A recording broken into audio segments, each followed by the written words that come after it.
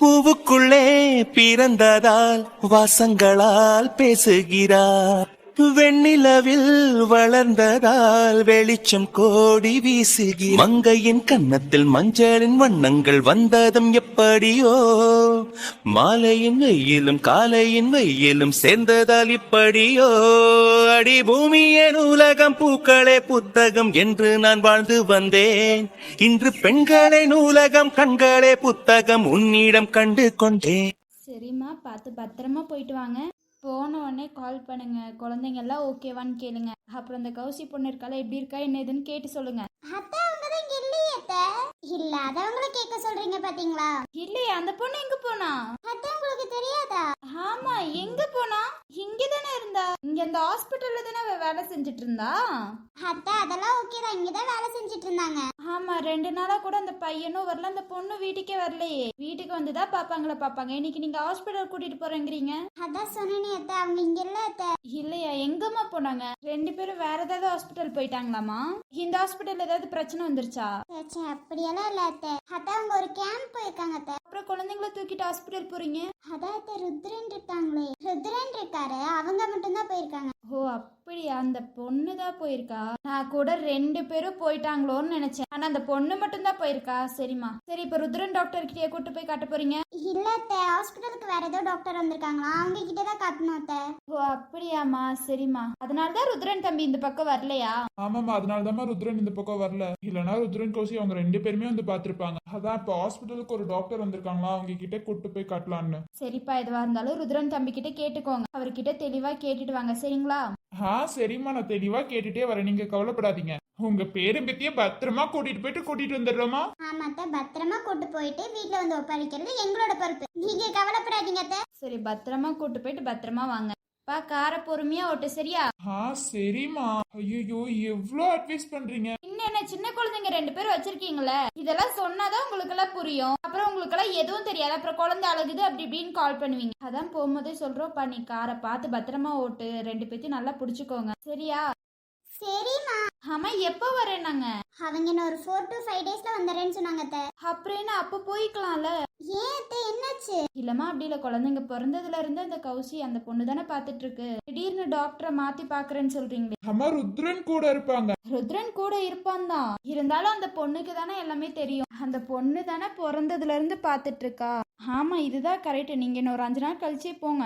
அந்த பொண்ணு வந்ததுக்கு அப்புறம் பொறுமையா போய் காட்டிட்டு வாங்க. போதும். இப்ப 2 பேரும் நல்லபடியா தானே இருக்காங்க. அப்புறம் என்ன, அந்த பொண்ணு வரட்டும், அதுக்கப்புறமே பாத்துக்கலாம். ஏன்னா எல்லா விஷயமும் அந்த பொண்ணுக்கு தான் தெரியும். அதான் ரிப்போர்ட் எடுத்துட்டு போறோமே.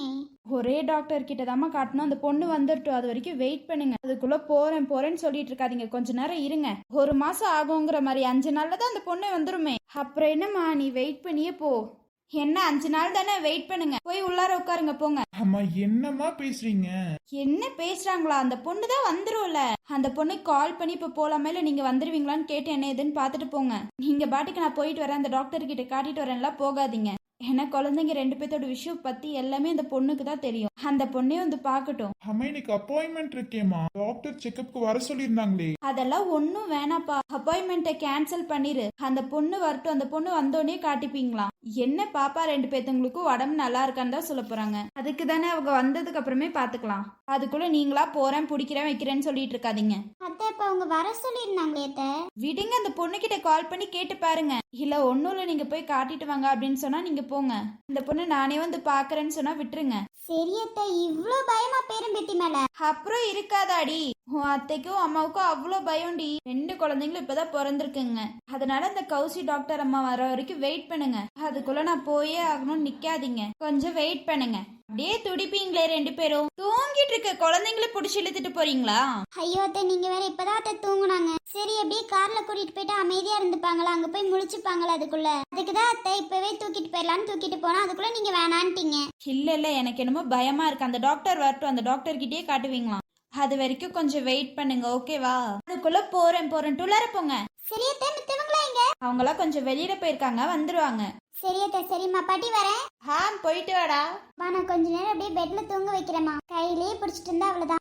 சரிம்மா, நீ போ. எனக்கு கொஞ்சம் தலைவலிக்குது, ஒரு டீ மட்டும் போட்டு கொடுத்துருங்க. போட்டு தரேன்டா என் பேத்திக்கு. சரியான பதில் பாட்டி, போய் போட்டு வாங்க. சரிம்மா, நீ போய் படுத்துட்டு வந்துடுறேன். சரி பாட்டி. எப்ப அன்பு உனக்கு? எனக்கும் போட்டு வந்துருங்க. அப்புறம் ஸ்னேகா இருக்கா, அப்புறம் ஜீவா இருக்காங்க, அவங்களுக்கும் போட்டு வந்துருங்க. அதுதானே அவங்கள விட்டு கொடுத்துட மாட்டீங்களே. இல்ல, அவங்களும் இந்த பெட்ல தான் உட்காந்துட்டு இருக்காங்க, அங்கதான் போய் படுக்க வைக்க போறேன். அப்படியே அவங்களுக்கும் டீ போட்டு எடுத்துட்டு வந்துருங்க. சரிப்பா, நீ போ, நான் எடுத்துட்டு வந்துடுறேன். அம்மா பாருங்கம்மா, பிரியா ஐஷு வந்தாலும் வர சொல்லுங்கம்மா. அங்க வர சொல்லிருங்க, பெட்ல உட்காந்துட்டு இருக்கோம்.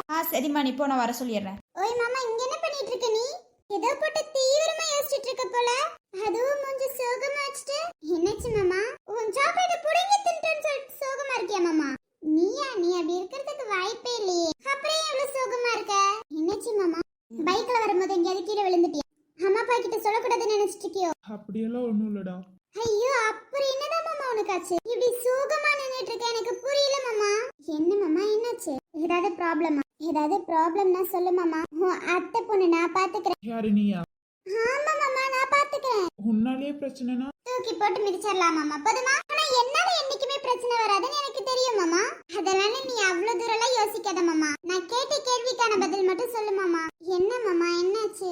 ஏன் சோகமா இருக்க? உன்னை நான் இப்படி பார்க்கவே மாட்டேனே. இந்த ஒரு 5 நாளா அப்பப்போ சோகமாயிருத. கேட்டாலும் சொல்ல மாட்டேங்கிற, என்ன பிரச்சனைன்னு கேட்டாலும். ஏன் சோகமா இருக்கேன்னு வந்து சமாதானப்படுத்தினாலும் அதுவும் நீ விட மாட்டேங்கிற. டோர் லாக் பண்ணிட்டு உள்ளார உட்காந்துக்கிறேன். என்னதான் மாமா உனக்கு ஆச்சு? சொல்லு மாமா, என்னாச்சு? யாருனால உனக்கு என்ன மாமா பிரச்சனை? ஹவுசி ஏதாவது சொன்னாலா? அவளுக்கு ஏதாவது ப்ராப்ளமா மாமா?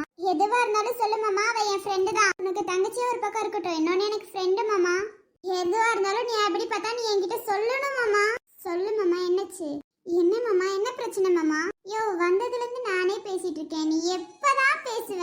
என்ன மரியாதையெல்லாம் கம்மியாயிருச்சு? பின்ன என்ன, நான் வந்ததுல இருந்து அவ்வளோ பேசிட்டு இருக்கேன். கொஞ்சமாச்சு வாயை திறந்து பேசுவோம், நீ பேசுறியா? நானே உன்கிட்ட கேள்வி கேட்கிறேன், ஆனா அதுக்கு பதிலும் வர மாட்டேங்குது. என்ன பிரச்சனைன்னு சொன்னா நானாவது தீர்த்து வைப்பேன்ல. இதுல பிரச்சனை என்னாலங்கிற வேலை நான் என் இடையில சொல்லிட்டேன் பத்தியா? அவ்வளோ கொழுப்புல மாமா உங்களுக்கு. நீங்களாம் என்கிட்ட எல்லாம் பிரச்சனை சொல்லுவீங்களா? ஒன்னும் உங்க தங்கச்சி கிட்ட சொல்லுவீங்க, இல்லனா உங்க ஃப்ரெண்ட் குரு கிட்ட சொல்லுவீங்க. என்கிட்ட எல்லாம் சொல்லுவீங்களா மாமா? அப்படியெல்லாம் ஒண்ணும் இல்ல. இந்த பிரச்சனையை உன்கிட்ட தான் நான் நிறைய டைம் பேசியிருக்கேன். அப்படி என்னதான் மாமா பிரச்சனை? இப்போ உனக்கு பிரச்சனையா? அது நடந்துட்டு இருக்கிறது என்கிட்ட பேசியிருக்கியா? ஆமா, உன்கிட்ட பேசியிருக்கேன். என்கிட்டயா? சரி, இப்ப பேசு. உனக்கு என்னதாச்சு? என்ன பிரச்சனை? இப்படின்னு யோசிக்கவே மாட்டேன். என்னாச்சு சொல்லு. ஒரு பக்கம் தங்கச்சி, இன்னொரு பக்கம் காதலி, என்ன பண்றதுன்னு எனக்கே தெரியல. புரியலண்ணா. அது ஒண்ணும் இல்ல. ஒரு பக்கம் தங்கச்சி நான் போவேன்னு சொல்லி போயிட்டா. நீ சொல்லி அவகிட்ட போவேன்னு? நீ சொல்லி போகாம இருந்திருப்பாளே மாமா. என்னன்னு தெரியல, அவ்வளவு தூரம் சொல்லி அவ போயிட்டா. எதுக்கு போனாலும் எனக்கு என்னன்னே தெரியல. ஆனா அவ ரொம்ப மைண்ட் அப்செட்ல இருக்கான்னு மட்டும் தெரியுது. அதுக்காக தான் ஒரு 1 வீக் தனியா இருக்கணும்னு யோசிச்சாலும் என்னமோ. மாமா, அவ மைண்ட் அப்செட்டா இருந்தா நம்ம கூட இருக்கணும்னு தானே யோசிப்பா. அதுவும் நீ சொல்லி அவ போயிட்டாளா மாமா?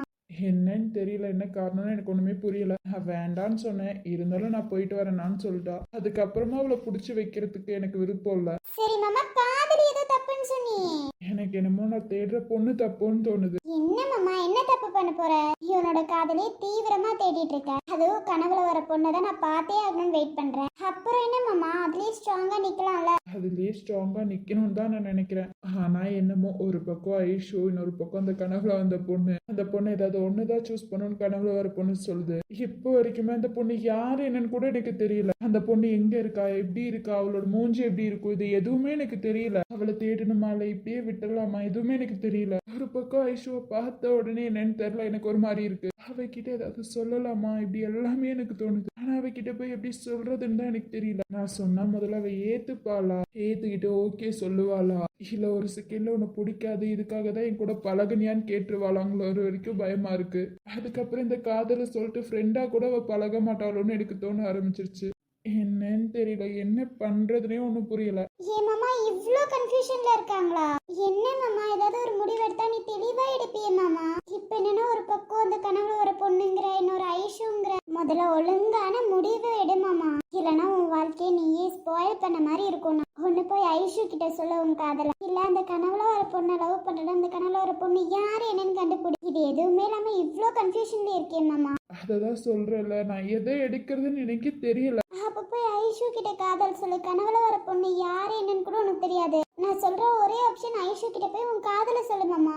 என் காதல அவகிட்ட சொல்லி இதுக்காக தான் என்கிட்ட பழகுனியான்னு கேட்டுட்டா. உன்னை ஃப்ரெண்டா தான் வச்சேன், நீ என்ன காதலியா நினைச்சிருக்கேன்னு ஒரு வார்த்தை கேட்டுட்டா என் மனசு எவ்வளவு கஷ்டப்படும். மாமா, எனக்கு புரியுது. ஆனா நீ 2 முடிவுல இருக்கியே மாமா. ஒண்ணு கனவுல வர பொண்ணுங்கிற, இன்னொன்னு ஐஷுங்கிற. இப்போ வரைக்குமே நீ யாரை காதலிக்கிறேன்னு உனக்கே தெரியல மாமா. ஈஸியான வழி ஒண்ணு சொல்றேன் மாமா, அந்த கனவுல வர பொண்ணையே கல்யாணம் பண்ணி.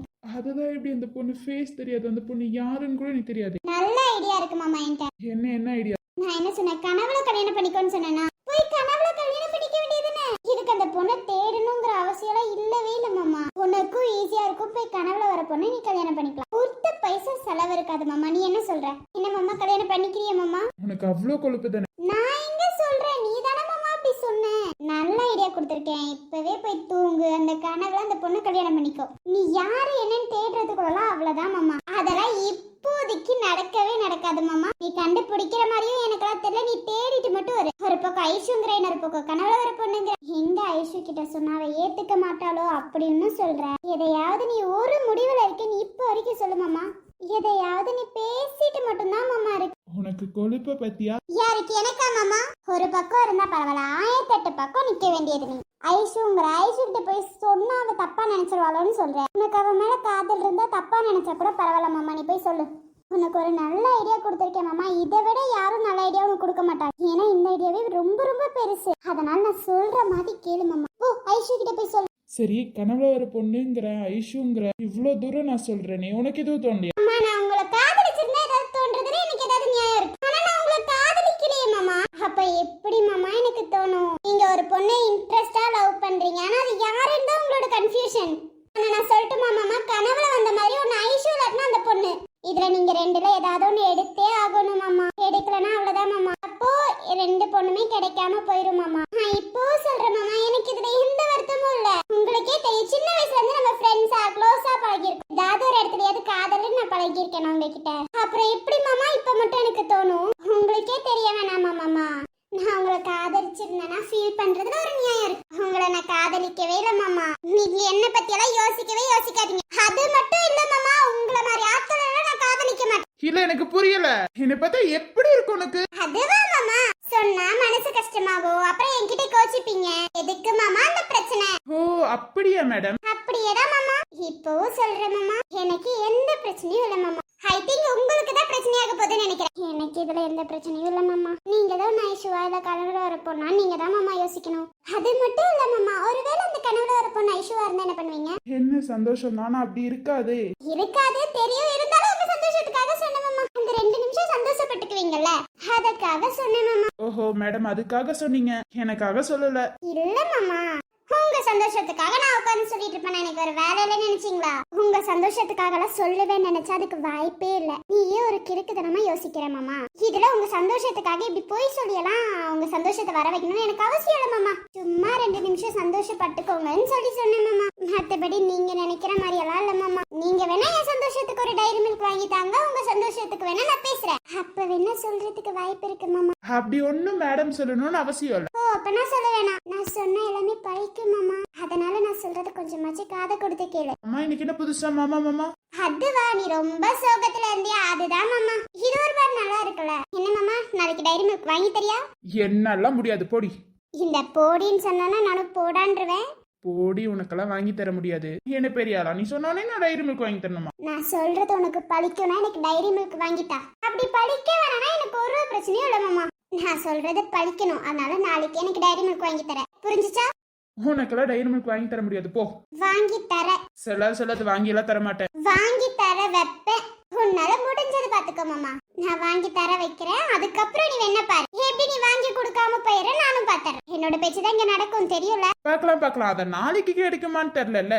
நாளைக்கு நீ வாங்கி தர வைப்பேன். நான் சொல்லிட்டேன் நீ முன்னாடி, அதனால நீ பாத்துக்கோ. இப்போ சொல்ற மாமா, ஒன்னு ஐஷு இல்லாட்டினா அந்த கனவுல ஒரு பொண்ணு. இந்த 2 பொண்ணு ஏதாவது ஒரு பொண்ணு செலக்ட் பண்ணு.